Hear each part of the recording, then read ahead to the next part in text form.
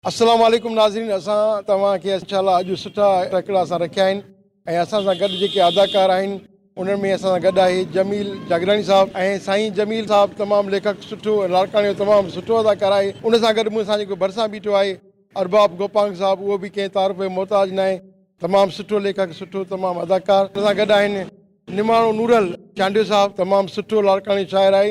अॼुकल्ह साईं जा कलाम अचनि पिया, ज़रूरु उहे कलाम तव्हां ॿुधिजो।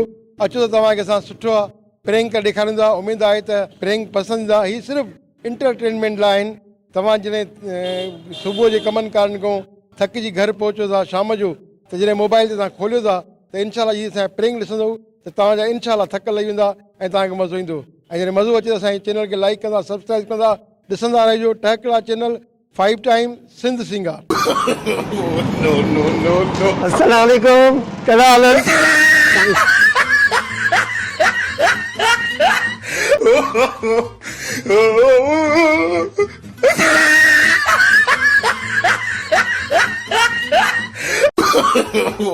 हेलो, अस्सलाम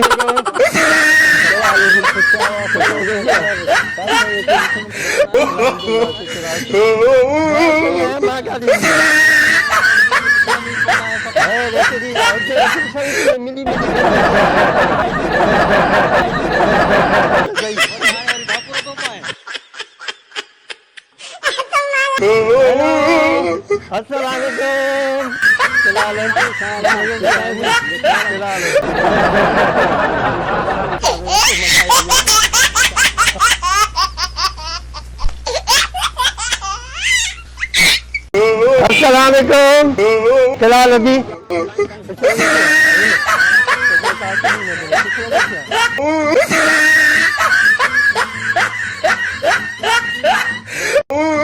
अस्सलामुअलैकुम।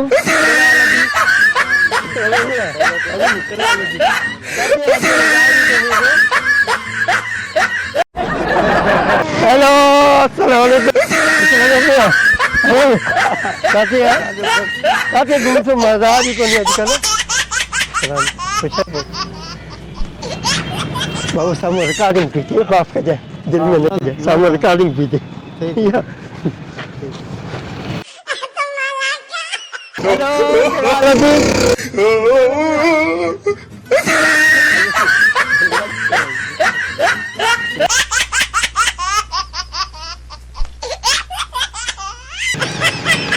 अस्सलाम वालेकुम।